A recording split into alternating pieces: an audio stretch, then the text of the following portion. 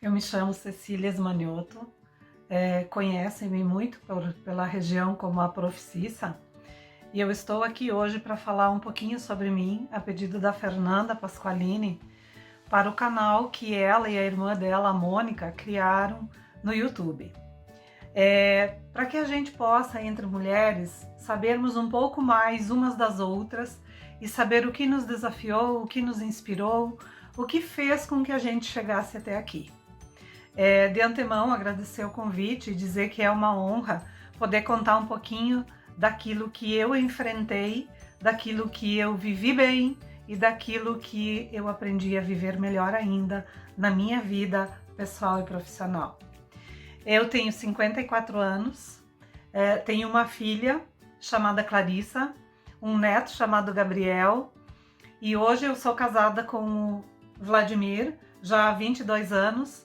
A gente vive numa união muito tranquila e fomos juntos aprendendo a vivenciar uma relação mais prazerosa. Minha vida profissional, ela tem muito de desafios vencidos por conta de uma infância onde eu sofri muito bullying, por eu ter nascido uma mulher grande, uma mulher maior, com muito mais quilos do que a maioria das mulheres desejaria ter. Então, desde cedo, eu aprendi muito a me aceitar ou a vivenciar o desafio de aceitar-me desta forma. Quando um padrão da sociedade dizia que a gente devia ser magra, que a gente deveria comer menos, que a gente deveria ter silhueta, que a gente deveria ter cabelo comprido, onde o estereótipo da mulher convencional era muito mais olhado pela sua beleza física do que pela sua intelectualidade, por qualquer outra habilidade que ela tivesse. Foram momentos muito desafiadores, com certeza, porque toda menina quer atender o padrão, toda menina quer que o seu objeto de desejo lhe olhe dessa forma. Então a minha vivência na minha infância e na minha adolescência, ela foi marcada por ambientes hostis, onde eu precisei me reinventar a cada dia. E o que eu fiz então? Eu acho que essa é uma parte muito bacana da minha história. Eu li todos os livros da biblioteca da escola onde eu estudava. E isso me fez diferente. E já aos 10 anos eu venci um concurso estadual de redação. E isso fez toda a diferença na minha vida. E a gente ganhava naquela época um presente super interessante que todo aluno desejava ter. Que era o quê? Um estojo com muito lápis de cor, com muita canetinha, com muita caneta colorida, com lápis de várias pontas, borracha, esquadro e todas aquelas outras aqueles outros materiais escolares. Foi algo extremamente importante para mim, porque foi o primeiro sinal para mim perceber de que a gente pode ganhar com as adversidades. E talvez tenha sido também um fato muito marcante na minha infância, que quando eu comecei a ir para a escola, eu tinha uma irmã que tinha uma deficiência física, que era especial, chamada Celina, e a Celina ainda não havia ido para a escola.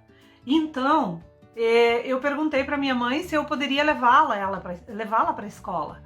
E o pai e a mãe acharam que não, né, que não seria possível e tal. E pela minha insistência, eu consegui fazer com que a Celina, então, fosse estudar junto na escola. E ela, até a 5ª série, ela então aprendeu a ler e a escrever. E isso fez muita diferença na vida dela. Hoje a Celina está em outra dimensão, ela teve um câncer em 2006, viveu até 2010, a gente então precisou se despedir dela.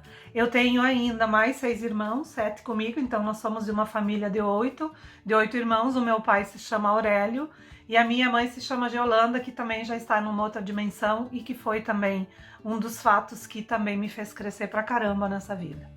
A minha vida profissional, gente, eu comecei muito cedo a trabalhar na roça.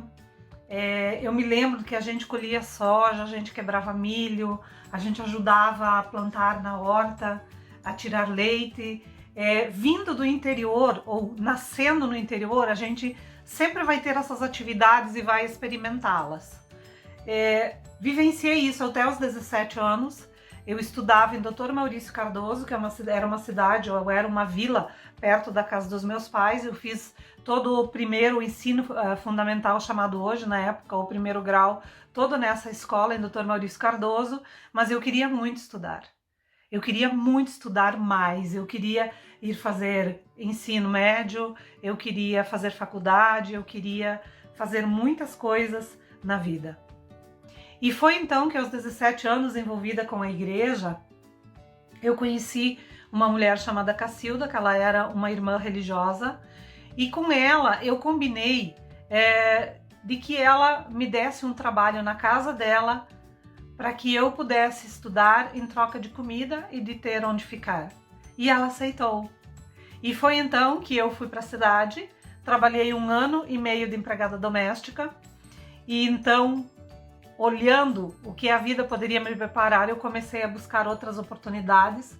Trabalhei muitos anos numa empresa chamada Chafariz Comercial de Ferragens, morando com outras meninas, em essas repúblicas que a gente chama, né? Onde a gente dividia o trabalho. E então eu pude concluir, na época, o ensino médio, ou o 2º grau, chamado na época. Nesse meio tempo eu fiz alguns cursos e dentro da Chafariz eu atuei. Nesse tempo que eu estava lá, eu casei com o meu primeiro marido e tive a Clarissa. Quando eu tive a Clarissa, no mundo machista, eu fui demitida por ser mãe. E não foi simples assim me recolocar no mercado de trabalho. Eu fui convidada para trabalhar por uns colegas meus da própria Chafariz, que abriram uma vidraçaria, e trabalhei como secretária deles por 8 anos, onde eu aprendi muito sobre gestão, porque era uma empresa pequena, mas era eu que fazia toda a gestão desta empresa. Depois disso, durante essa estada nessa empresa chamada Arte Vidros, eu me separei do pai da Clarissa e enfrentei coisas que talvez eu levaria muito mais do que um vídeo de 15, 16, 20 minutos para contar.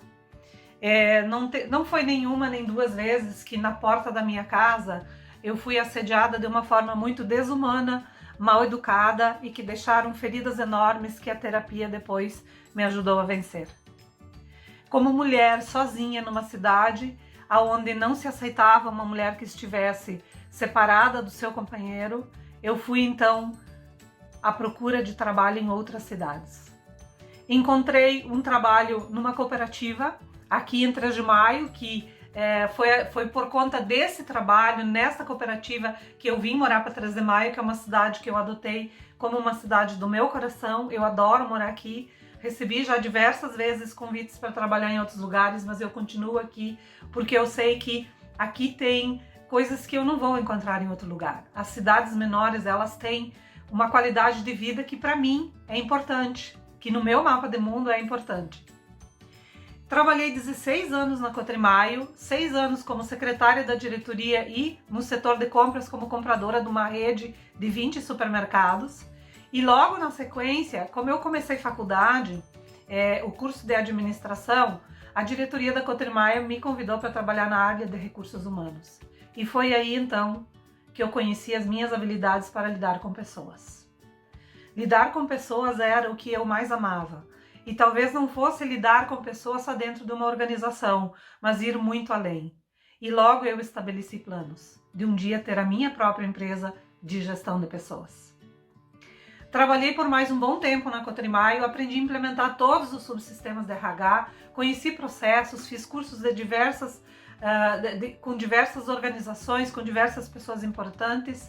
E então, em 2009, eu decidi fazer mestrado porque eu já atuava em sala de aula como professora.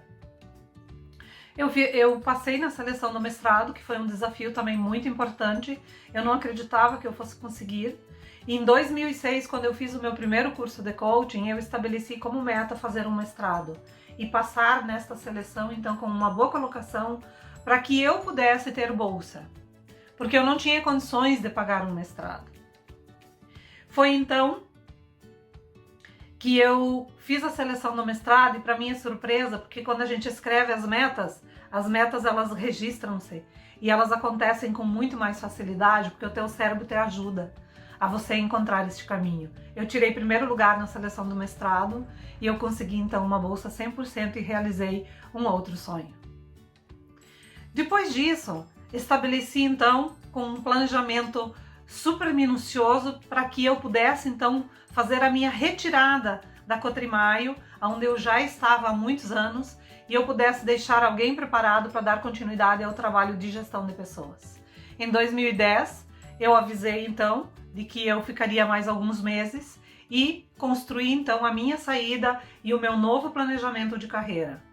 A Retorno Consultoria surgiu em 2009, junto aí com esse sonho de mestrado, de sair da Cotrimaio, e com uma moça chamada Cibele, que é minha amiga, a gente elaborou alguns objetivos, que tipo de serviços que a gente ia fomentar, e eu escutava dos meus colegas da Cotrimaio: Cissa, será que você vai conseguir dar conta da tua vida sem o teu salário da Cotrimaio?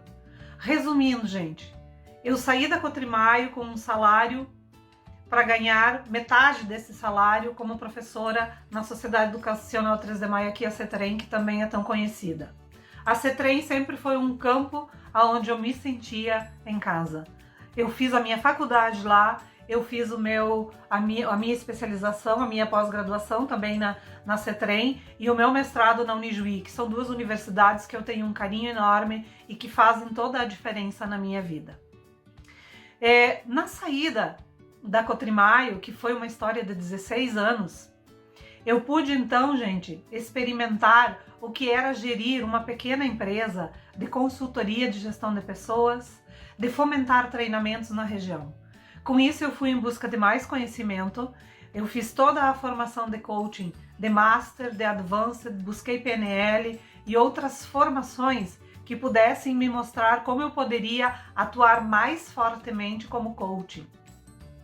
E consegui então começar a fazer os primeiros atendimentos, fiz muito trabalho voluntário e fui construindo uma carreira muito sólida, e em pouco tempo aquele salário que poderia ter dado saudade, ele foi construído dentro da Retorno Consultoria. Hoje a Retorno Consultoria já formou 21 turmas de coaching, já estamos em andamento com a 22ª turma, e eu poderia dar números imensos para vocês aqui de quantas pessoas já passaram pela minha vida, das 2.000 e tantas horas de atendimentos que eu já fiz no meu escritório e outras coisas mais.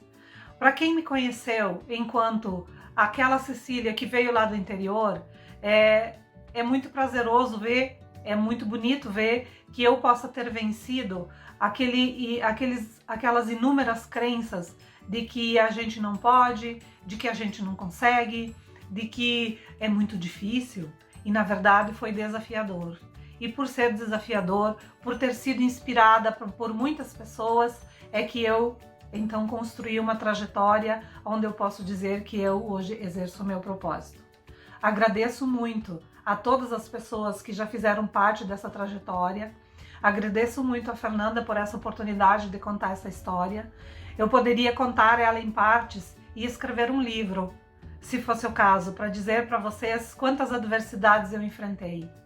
Quantas vezes, quando eu comecei a minha faculdade, eu precisei vender coisas. Eu me lembro do meu vestibular, foi um presente de uma amiga chamada Tânia. Ela me deu a inscrição do vestibular de presente de Natal. E a primeira mensalidade foi o seu Darcy Napivoski, o presidente da Cotrimaio, que me deu de presente de aniversário. Só então eu pude dar continuidade aos meus estudos, terminar a minha faculdade e poder estar aqui hoje contando essa história para vocês. Eu espero que esse canal que a Fernanda e a Mônica criaram, que ele tenha vida longa, com lindas histórias para todas nós contarmos, para que outras mulheres também se inspirem a viver os seus sonhos, a buscar os seus espaços e a perceber que nesse mundo dá para ser muito mais feliz do que a gente possa imaginar na nossa vã consciência. Um beijo a todas e continue lutando, continue sonhando e continue realizando com bem viver tudo aquilo que vocês querem.